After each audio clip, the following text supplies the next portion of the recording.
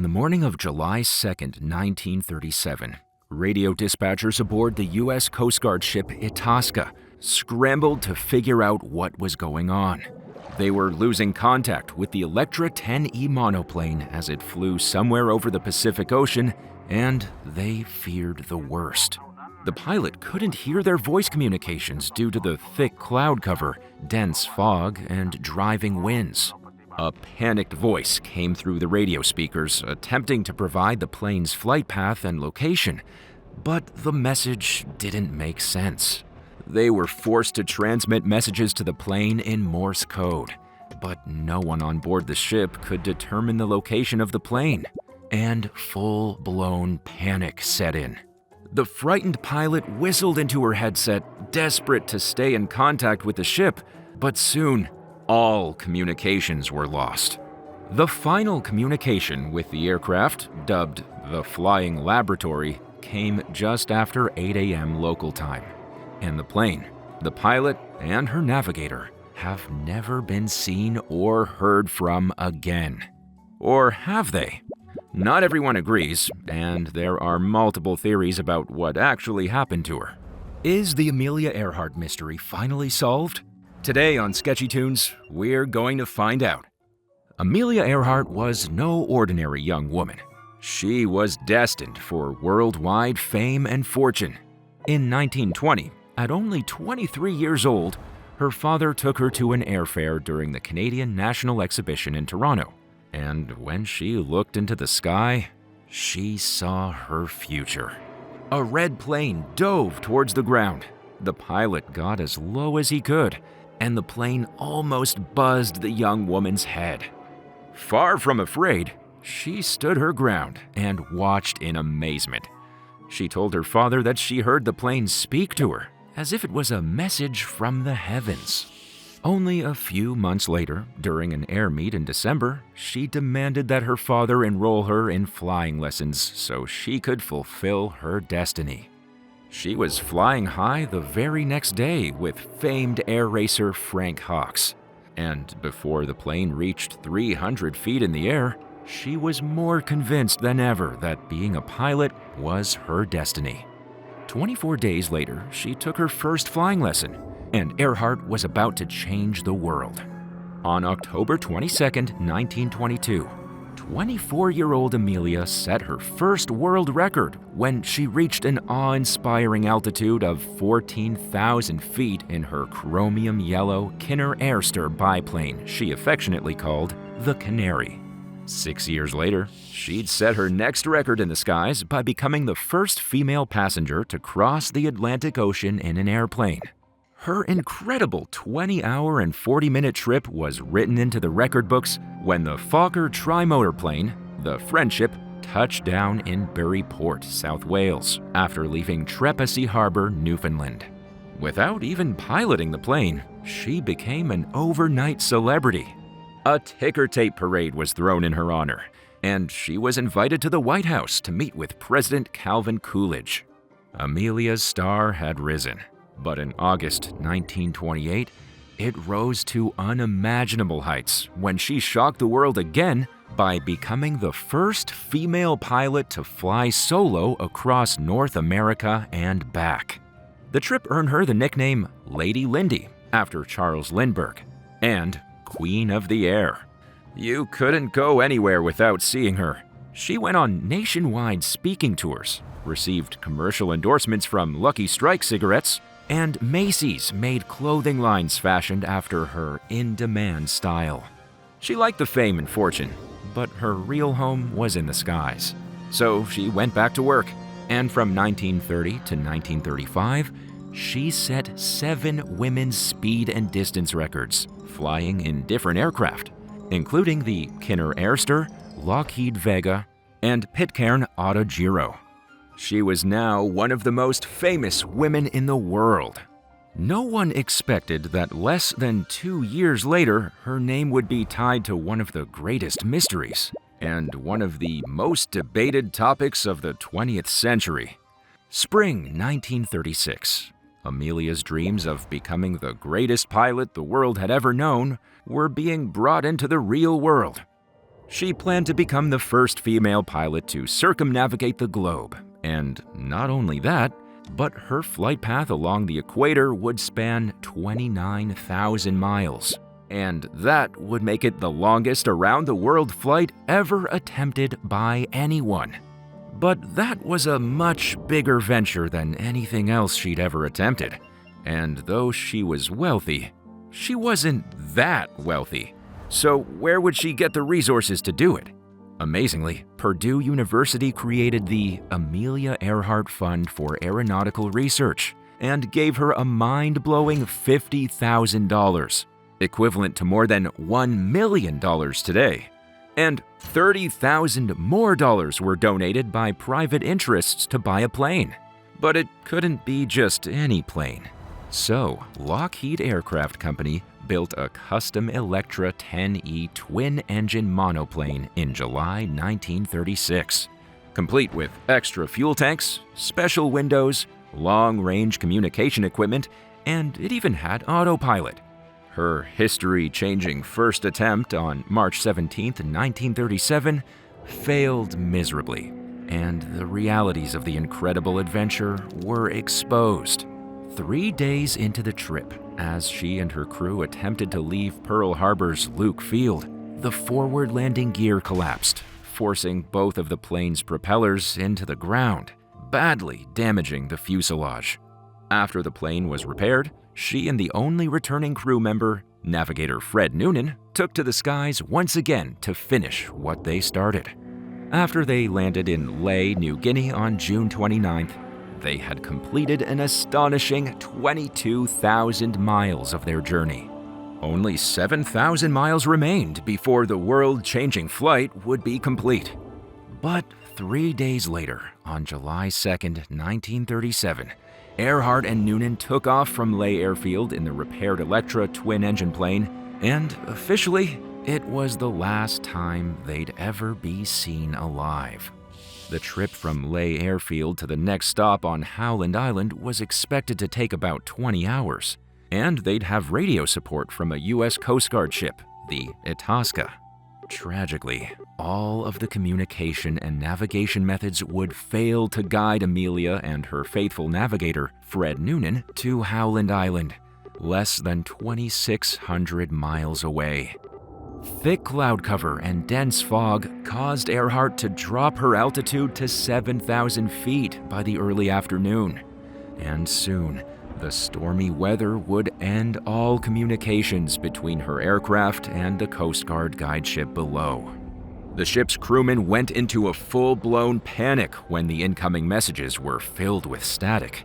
A radio man named Leo Ballard claimed that he was so afraid of what was going to happen that he was sweating blood. The crew knew that the plane had less than 30 minutes of fuel remaining, and that Earhart was flying the plane at 1,000 feet over the ocean because she couldn't navigate the incredibly thick cloud cover. She'd lost her location, the direction she was flying, the location of the Itasca, and her ability to hear the radio communications.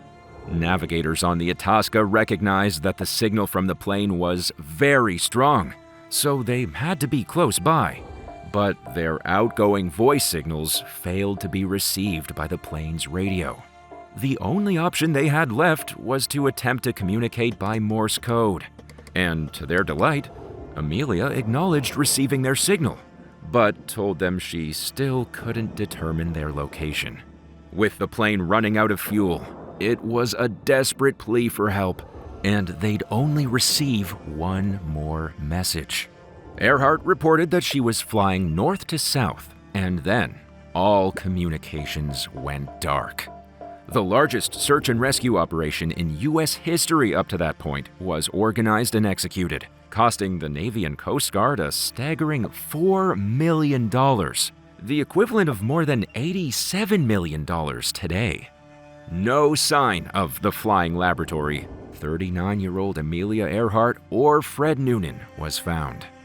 The official story is that the plane crashed into the sea and sank with the pair to their watery grave. But is that really what happened?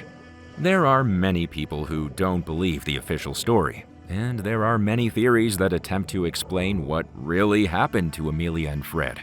Let's take a look at some of those theories and see if the mystery has actually been solved. Theory number 1. The pair was captured by the Japanese government. This has been one of the most popular alternate theories. So popular, in fact, that the History Channel made a documentary about it in 2017 titled Amelia Earhart, The Lost Evidence, where the producers claimed they had hard evidence that Earhart and Noonan were alive after the crash. So what was their irrefutable evidence? A photo showing two European-looking people.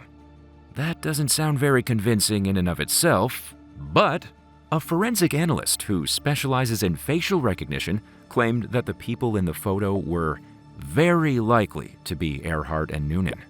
The photo caused people to come forward with stories about how the pair were transported as prisoners to the Marshall Islands before being executed by Japanese authorities. Believers also said that there was a plane on the barge in the background of the photo, even though you can't see anything even resembling an aircraft. Their forensic specialist was probably pretty embarrassed when the photo was proven to be taken in 1935 by a member of the U.S. Office of Naval Intelligence. Oops. And just like that, there was no more mention of the Marshall Islands. When the History Channel producers learned of the true origin of the photo, they never aired the documentary again, and they probably tried to forget they ever made it. Maybe this next theory is more convincing. The Nikumaroro hypothesis. The International Group for Historic Aircraft Recovery, TIGHAR, claims that Earhart and Noonan crash-landed and survived on the remote island of Nikumaroro. The group found radio signal bearings and other artifacts, including a human skull and several arm and leg bones, that they claimed proved the pilot and her navigator crash-landed there. But wait, there's more. American author and TIGHAR member Rick Gillespie was so convinced of the theory that he wrote a book about it called Finding Amelia. And he's still convinced it's the truth. Surely this theory is leading us down the right path, right? Well, not exactly. The artifacts were found at a random campsite, and there was nothing to suggest that it was Earhart or Noonan who were there. The bones have never been proven to belong to Amelia or Fred, even though TIGHAR claims that the skeletal remains found were the remains of Amelia Earhart, and that they may still exist somewhere in a laboratory in Fiji. The flying laboratory would have needed to stay in the air for another 2.5 hours to reach the island after the last received transmission, even though the crew members on the Itasca confirmed that the plane had less than 30 minutes worth of fuel left.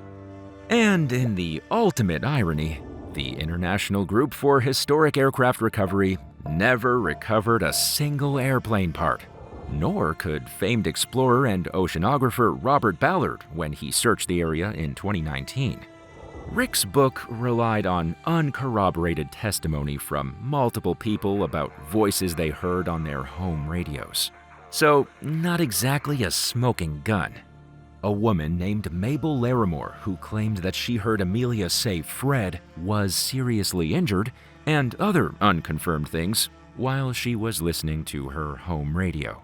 A teenage girl in St. Petersburg, Florida, named Becky Klenk, told a similar story of cruising the dial on her shortwave radio when she heard a woman's voice announce, "This is Amelia Earhart! Help me!" There were no witnesses to back up either story, but apparently Betty wrote her account down in a notebook, which she eventually turned over to Rick Gillespie in 2000. Rick believes that Earhart sent out several messages while her plane was cradled on a flat piece of reef, and these are just two of many that were heard. The fact that Navy planes searched the 4-mile-long island during that time and found nothing is a pretty hard thing for most people to explain away. But not for Rick. He claims the Navy search teams missed the plane because a storm dislodged it from the reef and it sank to the ocean floor. That would have made it hard for Amelia to send communications from it, but it makes the story a lot more fun and interesting. Okay, so if that theory wasn't enough for you, how about this one? Amelia was a spy for the FDR administration. This theory was largely fueled by the 1943 movie Flight for Freedom, in which a female pilot was sent on a government mission to spy on the Japanese government. The movie was an admitted retelling of Amelia's life, except for all the government spying stuff. At least, that's what they want us to believe. A Hollywood movie would be a good cover story if she was really sent out on a spy mission.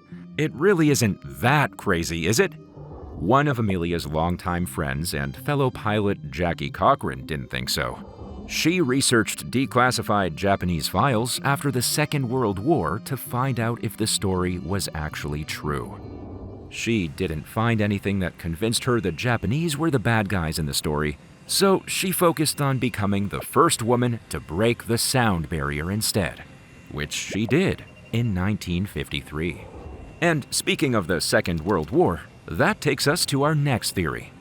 Amelia was recruited as a Tokyo Rose. Tokyo Rose was the name given to all female English-speaking radio broadcasters who were spreading Japanese propaganda on the airwaves. But not only was there no evidence that Earhart was ever recruited to spread propaganda by the Japanese, the FBI took it a step further by claiming that the whole idea of the Tokyo Rose was an American invention. The name was never used in Japan, only by U.S. news broadcasters, and eventually in TV shows and cartoons to villainize the Japanese during the war.